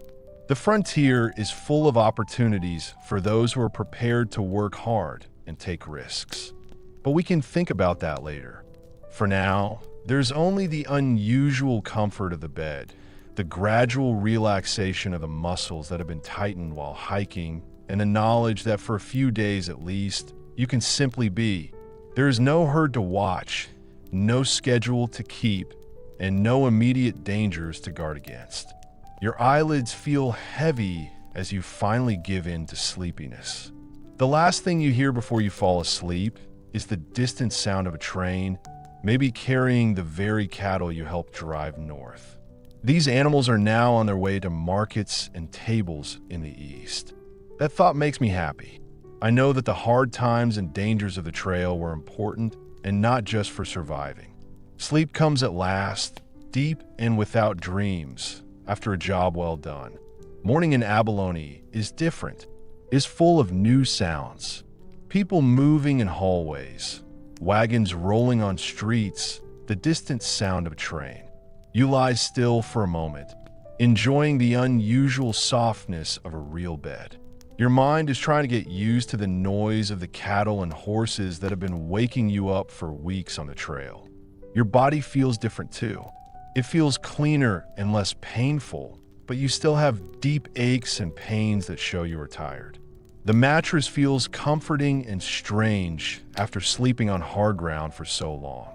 You might want to get back into this rare luxury of pulling the sheet over your head and sleeping until noon, just because you can.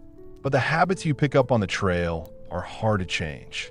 Even though you have nothing to do and no animals to take care of, your body still wakes up with the sun. You swing your legs over the edge of the bed, feet finding the wooden floor that doesn't move or bend like the earth.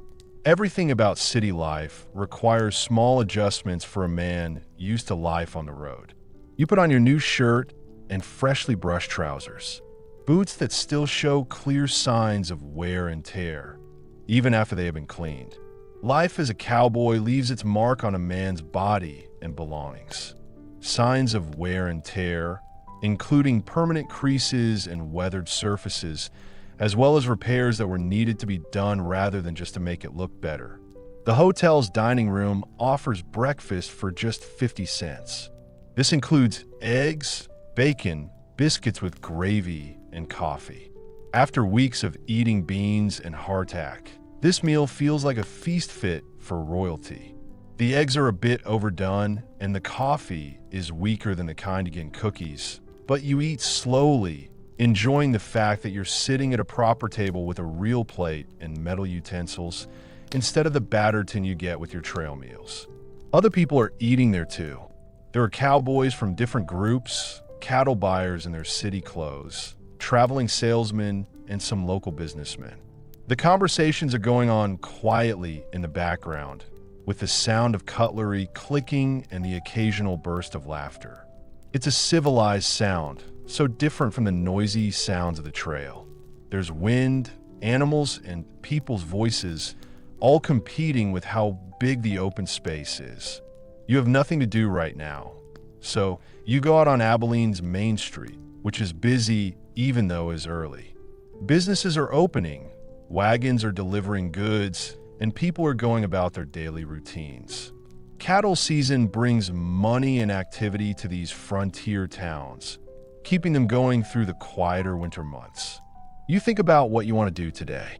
Most of your group are probably still feeling the effects of last night's whiskey, but they'll eventually come out, attracted by the pubs and other forms of entertainment. You might be tempted to join them to enjoy the lively atmosphere and the fun things you can do as a visitor in a cowboy town. But something stops you. There's a feeling that there's more to see and do than just going to bars and playing cards. If you have money and time, you can make choices that you couldn't make on the trail. The town shops are the first thing you notice. Its windows show goods you can't get in the countryside.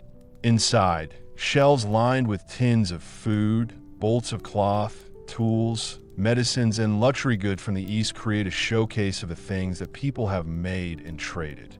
You browse without any particular purpose, enjoying the simple novelty of choice after weeks of having no options beyond what the chuck wagon provided. Eventually, you make a few practical purchases. Tobacco, a new bandana, sturdy socks, bullets for your revolver, small things but important for the working cowboy. The shopkeeper wraps them carefully in brown paper and ties the package with string. The payment has been made. You go back onto the boardwalk, your small bag held under your arm. The next stop is the post office. Like many cowboys, you don't see your family very often. In your case, that means your mother and younger sister live in Missouri. Letters travel slowly on the frontier. Sometimes they take weeks or months to reach their destinations. But they provide a connection to the world beyond cattle and trail dust. There's a letter waiting for you, your mother's careful handwriting on the envelope, the paper worn from its long journey. You take it to a quiet corner of the town's small park and sit on a bench under a cottonwood tree to read. Her words bring you news of home, your sister's schooling, changes in the small farming community where you grew up, and kind questions about your health and plans. She's still hoping that you will come back one day, but she doesn't want to ask you directly. The letter makes people feel many different things. There's love for the family you rarely see, nostalgia for the simpler life you left behind, but also the certainty that you could never return to it permanently. Life on the farm was hard, with the same old routines of planting and harvesting. The small spaces made it feel like a prison after years of living freely on the open range. You fold the letter carefully and put in your shirt pocket. Later, you'll write a reply, making it short and positive, and you'll send a small part of your wages to help with the farm. This is something that many cowboys do. They have a connection to places they don't visit very often, if at all.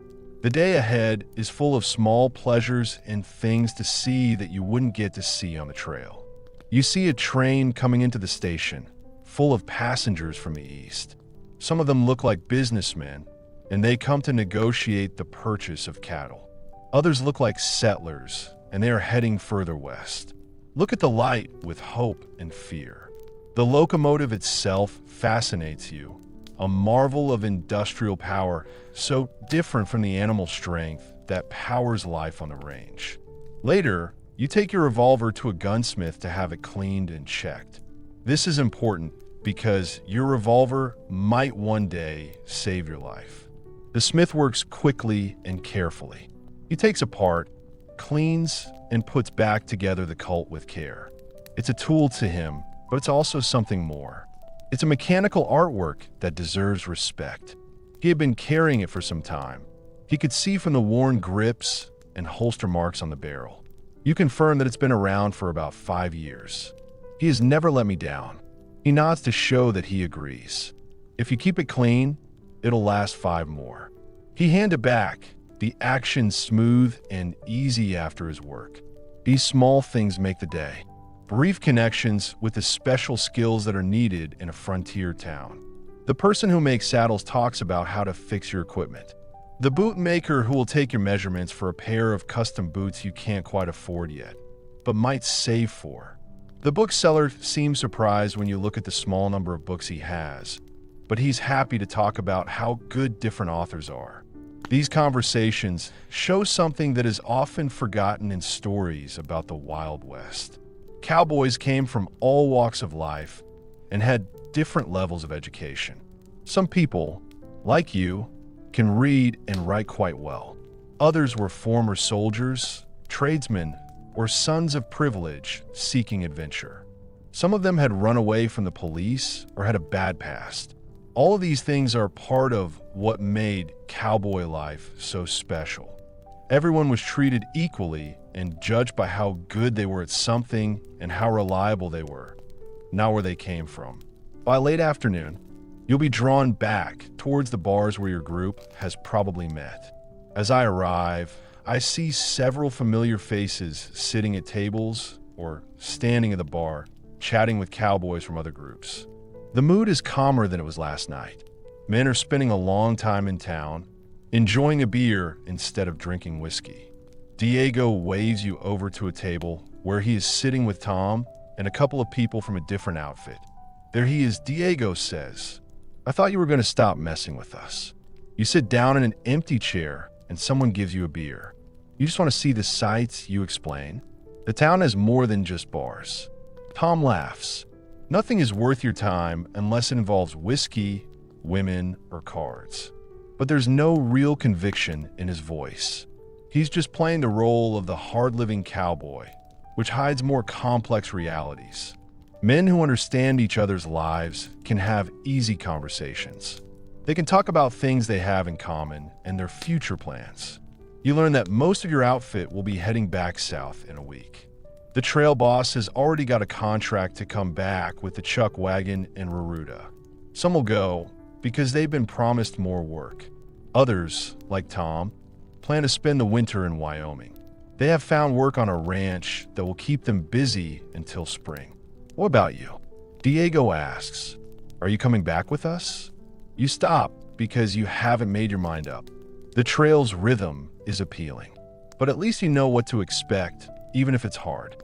But you want things to change. Maybe try something different or go somewhere new. You haven't made up your mind, you admit. I might go a bit further west. Find out what companies are hiring in Colorado or Montana. The others nod, understanding why many cowboys often move between jobs in different areas. Most people don't expect to stay in one place or with one outfit forever. People naturally want to follow opportunities and what they like, especially in new and exciting places. As evening approaches, the bar gets busier and louder. There are new clothes in town. Their members have just been paid and are looking for something to do. After weeks of no music, the piano player arrives and starts playing popular tunes. The men start singing along, some better than others. Women in bright dresses walk through the crowd, encouraging people to buy drinks and have fun with them, but at very expensive prices. You enjoy your beer, feeling a bit distant from the increasing chaos. The excitement of last night has gone, and now I'm feeling more thoughtful. Maybe it's the letter from home, or maybe it's just the natural feeling after the drive is over. But you find yourself watching more than taking part in the bar's entertainment. There is a disturbance near the bar that captures everyone's attention. Two cowboys from different groups, faces red from drinking, voices raised in disagreement. The subject is unclear, but the trajectory is familiar. But before things can get any worse, the town marshal appears. He seems to make the room feel more tense all by himself. Take it outside or cool it down, he says simply, one hand resting casually by his gun. His eyes, hidden by the brim of his hat, showed how serious he was as he delivered his ultimatum. The cowboys look at each other for a moment longer, then say something to each other under their breath and go to opposite sides of the room. The problem has been solved. The marshal nods to the barman and carries on walking around. It's something that happens every night in cattle towns all over the frontier. The thin layer of law enforcement keeps violent behavior under control. Unlike what we often hear in stories about the Wild West, most cowboys actually avoided getting into any serious trouble in town. Their work needed them to work together, stay calm, and respect the real-life challenges of life on the frontier. People who lost their temper or didn't follow the rules often didn't last very long in the job. The gunslinger from later stories was very different from the practical working cowboys who drove cattle north from Texas. As the evening goes on, you want to be somewhere quieter. After saying goodnight to your friends, you go out onto the boardwalk and breathe in the cooler night air. You are happy to be outside after the smoky inside of the saloon. The stars shine in the sky, hidden by the glow of the town lights, but you can still see them. It reminds us of the huge wilderness that is just beyond these streets and buildings. You walk slowly back to your hotel, thinking about what you want to do next. Having money in your pocket gives you a temporary feeling of freedom, but it won't last forever. Soon, you'll need to make decisions, choose a direction, and find work for the next season. For now, though, it's nice to have choices and not have to worry about what the cattle or trail boss want. Your room is simple and comfortable. The bed is made, There is a picture of a lake on the washstand and a lamp on the table. You take off your boots and outer clothes and wash as you would have done on the trail. The soap smells a bit like lies, not the strong smell of the bathhouse, and the water is cool, not hot. But even the simple act of washing your face and hands before bed feels civilized, and it's something that still surprises you. The bed is ready and waiting for you, the mattress feeling softer than the night before. Maybe you're already getting used to the comforts of the city, your body adjusting to the softer ground more quickly than you expected. You switch off the lamp and lie in the dark, listening to the quiet sounds of abalone at night, like distant piano music, occasional voices or laughter, and the sound of people or vehicles passing on the street below. Sleep is coming on. You are thinking too many thoughts and not letting yourself relax. You see images and memories. The huge, flat landscape of the prairie. The night sounds of a herd that has gone to bed.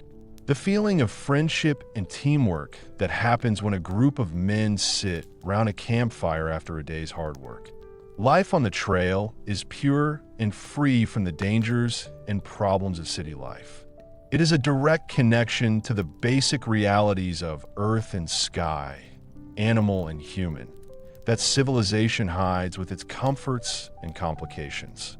But you can't deny how nice it is to have those things, sleeping in clean sheets, eating regular meals that aren't just beans and salt pork, and having a door that closes for privacy. The working cowboy lives between these worlds, experiencing the extremes of primitive hardship and civilized pleasure in a cycle that is dictated by the seasonal rhythms of raising cattle. Days go by in a similar way.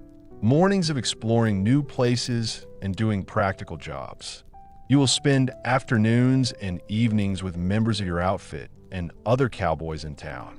You write a letter home, putting in $10 of your wages and promising to send more when you can.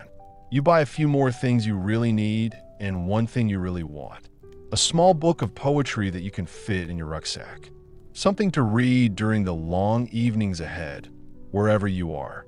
The mood in town changes as the cowboys leave. Some went south with returning outfits, while others went to ranches for winter work. Some people are traveling to more distant places by stage or rail. The bars are quieter and the streets less crowded. After the busy time of cattle season, the waters of abalone return to their usual state. You will need to decide within a week of your arrival. Instead of going back south with Diego and the others, you will go northwest because you have heard that there is good work in winter at a big farm in Wyoming. The outfit is known for treating its hands well and offers the possibility of learning more about the ranching business beyond the specific skills of trail driving. The night before you leave, your fellow travelers have a final dinner together at the Prairie Rose restaurant. It's a simple meal, but it feels important. These men have faced dangers and hardships together, which has made them very close friends. Tomorrow, you will go your separate ways, and you may never meet again somewhere on the vast frontier.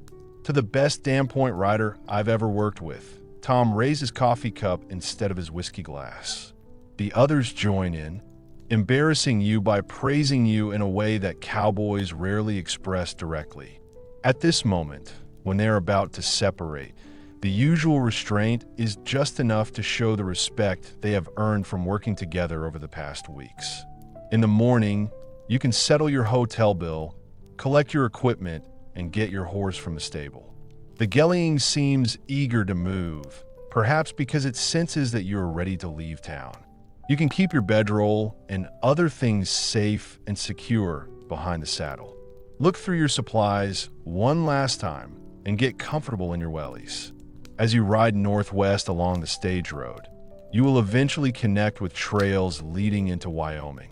The town's noise and activity give way to the simpler sounds of horses' hooves, wind in the grass, and birds singing. Your shoulders will relax, and your breathing will deepen as you are welcomed back to the open countryside. The journey will take weeks, and they will stop at smaller places along the way. You might want to do some work now and then to make a bit more money. Winter will arrive before you reach your destination, bringing snow and very cold weather that a cowboy raised in Texas would not be used to. But challenges are just part of life. A life full of movement and change, where people have to use their skills to overcome difficult situations. As you ride, you think about the changing views around you. The big cattle drives of the past are already starting to disappear. This is because of growing railroads, farms, and their barbed wire fences, and the slow closure of the open range. The time of the cowboy, as you know it, when wild men moved huge herds of cattle across the prairies without fences, might last for about 10 more years. Then, as progress and civilization change things, it will be completely different. This knowledge makes you feel a bit sad. It makes you feel like you are part of something that is already becoming part of history. In the future, people will romanticize the cowboy lifestyle, making the difficult and dangerous work seem much more attractive than it really was. A place where heroes never get sore bottoms or get sick. A place where cows never die of thirst or run amok in the middle of the night. Where the daily boredom of dust and discomfort gives way to gunfights and romance. But even though you know this, you wouldn't trade your experiences. But they have lived a short life compared to the long history of the world. Imagine being out on your horse in the early morning light, with a whole herd of 2,000 longhorns spread out in front of you. To have felt the perfect connection between horse and rider during a difficult river crossing. To have shared coffee and hardtack with men who are known for their skill and reliability, not their wealth or background. In the near future, most people will not have these opportunities. The sun reaches its highest point in the sky and starts to go down as you continue riding. The landscape is spread out before you. The land is becoming more varied as it changes from rolling prairie to other types of terrain. Hills in the distance against the very blue sky. Your horse keeps to a steady pace, saving its energy for the long trip ahead. There's no rush, no group to keep up with, and no schedule to stick to other than the natural rhythms of daylight and darkness, hunger and rest. By late afternoon, you start to look for a good place to camp. Find somewhere with water and grass for your horse, and somewhere to shelter it from the wind. Inexperienced, I can spot things that a local might not see. The small dip in the land will stop the wind from blowing in the usual direction. The green color suggests that there is a spring or stream nearby. The way the trees are arranged might provide both firewood and protection. You set up camp quickly and efficiently. You unsaddle your horse and put him to graze on a long picket line. You gather wood for a small fire and prepare a simple meal to sustain you until morning. When it gets dark, you lie down on the ground with your bedroll for a pillow, just like you did on the cattle drive. There are lots of stars in the sky, and they are very bright. You can see them because there are no lights from the town or buildings to distract you. The same stars that helped cowboys cross the empty plains in the early days of the gray herds. The fire is low and embers cast just enough light to see by as you get comfortable under your blankets. The night air feels cold, as if to tell us that spring is coming soon. In the distance, a coyote calls. Its lonely cry echoes across the open land. Your horse moves slightly at the sound, then goes back to grazing quietly. It is not bothered by the presence of the familiar night. Under that huge blanket of stars, you feel a strong connection to the land and its natural rhythms. To all the generations of men who have made their lives in this harsh but beautiful country, cowboys, farmers, and native people are all connected to this land in ways that people who have built permanent settlements and created civilizations can never fully understand. There's truth in that connection, a basic honesty in facing the elements directly, in knowing that survival depends on skill, judgment, and sometimes just luck. Sleep comes on gently, your body relaxing into the familiar feeling of earth under your feet and sky above. Tomorrow will bring more riding, more decisions, and more challenges, some of which I have foreseen and some of which I have not. The Wyoming ranch might turn out to be exactly what you're looking for, or it might just be another stop on the way to your next adventure. Either way, you'll face it with the quiet competence and adaptability that define the true cowboy. He was not the fictional hero of later stories, but the working man who drove cattle, endured hardship, and helped shape a nation's expansion across a continent. You breathe more deeply and your muscles relax after the day's ride. The last thing you think before you fall asleep is how great it is that there's open country stretching in all directions, for the skills you've gained through hard work, and for the freedom to choose your own path in life, even when you're not sure what that path will lead to. In a world that is changing really quickly, where railroads, telegraph wires, and barbed wire fences are already changing the West, you have experienced something real and basic that future generations will only know about through stories and pictures. As you drift off to sleep, you'll feel like you're living the cowboy life. Not the later, romanticized version, but the real experience of sun and wind, dust and danger, companionship and solitude. It's a tough life, but it's also fair. It asks a lot of you, but it gives you a lot in return. That's probably enough to have had a full life in your time and place, to have overcome the specific challenges of your chosen work. I have seen landscapes and sunrises that city dwellers can hardly imagine. The cowboy era is already ending, but the American spirit, the idea that people can help themselves and can adapt and get things done, will still be a part of the American character, even after the last great herds have gone from the prairie. The fire burns down to ashes, the stars wheel overhead, and you are completely asleep. Tomorrow is another day on the trail, another step in a journey where we don't know where we're going.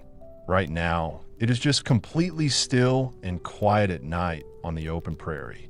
The distant sounds of coyotes and the peaceful atmosphere of rest are well deserved.